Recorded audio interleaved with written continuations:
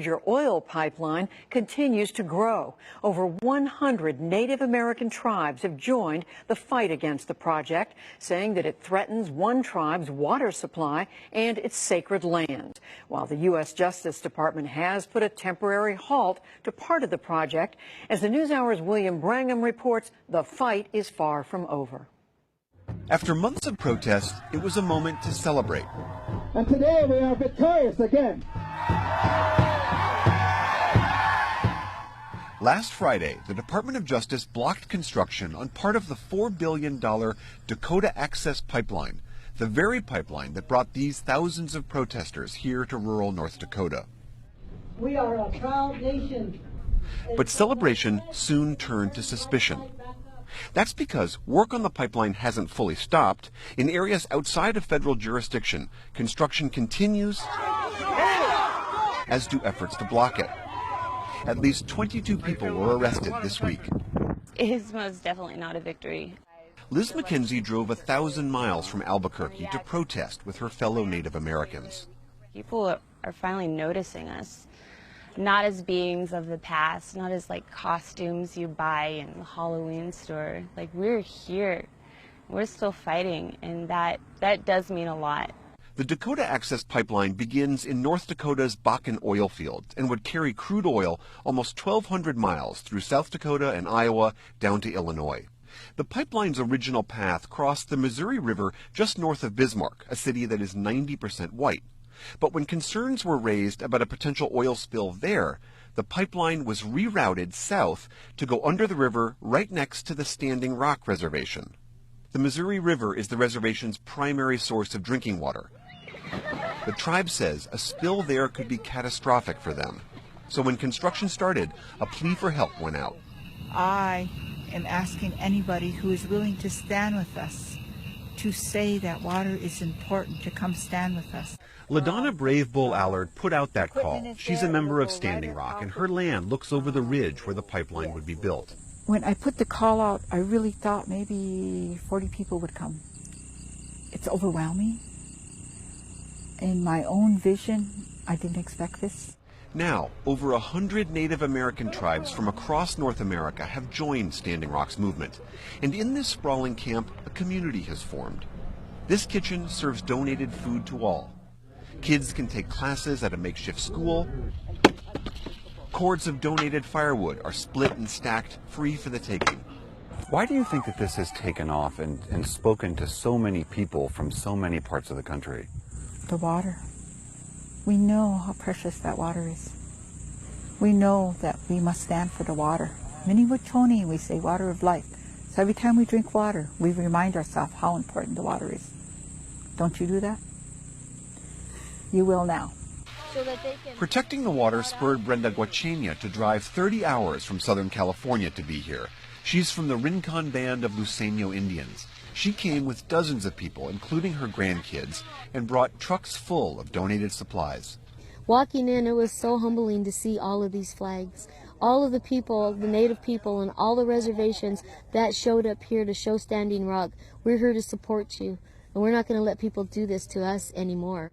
Guy Jones was born in Standing Rock. He says the tribes are tired of being ignored. They didn't want it in Bismarck.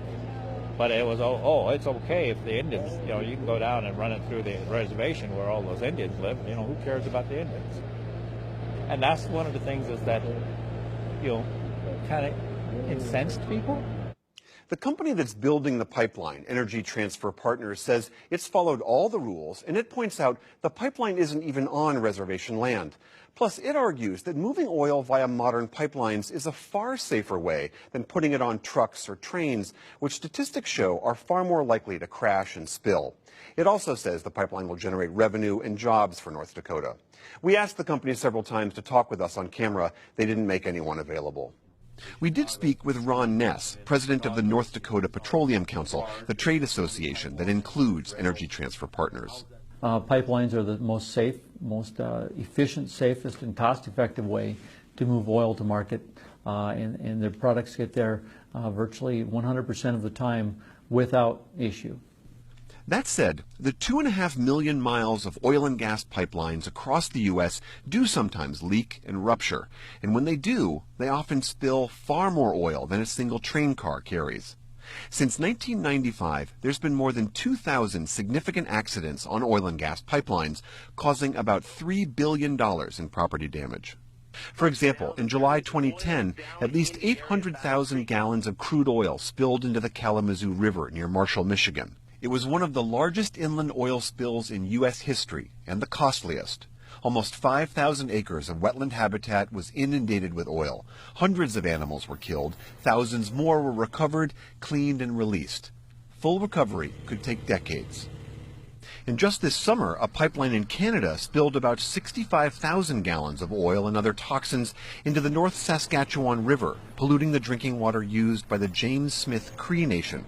The Petroleum Council says those kinds of spills near the Standing Rock Reservation are very unlikely. This pipe is 90 feet below the riverbed. It's not going to leak right into the river. It's got the detection equipment and the shutoff valves on each side of this pipeline. But LaDonna Allard doesn't believe the industry's assurances. She says 500,000 gallons of oil coursing every day under their drinking water is not safe. When that oil spills, who's going to come save us? We're Indian people. We're expendable. Who is going to come? Who is going to come and give us water? The tribe's other concern is that even though the pipeline is just off their reservation, it still runs right through areas they say are sacred ancestral grounds. 10 days ago, the tribe submitted evidence of newly discovered artifacts and burial sites, asking a state court for an emergency injunction. But before the court could make a decision, bulldozers started digging in that area. Protesters broke through a fence to try to stop them. They were met with pepper spray and guard dogs. Last month, the tribe sued the U.S. Army Corps of Engineers, arguing that in its meetings with the tribe, the Corps ignored their concerns. David Archambault II is chairman of the Standing Rock Sioux tribe. They never heard us. It was just a process that keeps moving forward because of the interest of economic development, the interest of money, the interest of greed. But last Friday, a federal court in Washington rejected the tribe's suit, allowing the pipeline to proceed. It was at that point that the Justice Department halted the project, directing the Corps and other agencies to take a second look at the tribe's concerns. Now that the Department of Justice has stepped in and said they're going to halt this construction temporarily at least, is this over for you? It's far from over, and we knew this coming in, that regardless of the outcome from the court's decision, this was the beginning. It's the start. We finally are getting people to hear. For now, on the lands near the reservation, construction equipment sits idle while the federal reviews are underway. Despite this delay, work on the pipeline continues elsewhere in North Dakota. Back at the camp, people have begun building shelters so their vigil can continue on through the coming winter. For the PBS NewsHour, I'm William Brangham near the Standing Rock Reservation in North Dakota. On a related note, a large gasoline pipeline that supplies the eastern United States was shut down this week after 250,000 gallons of gasoline leaked near Birmingham, Alabama. And online, you can hear more Native American voices from the front lines of the Standing Rock protest in an audio slideshow that's on our Facebook page, facebook.com/newshour.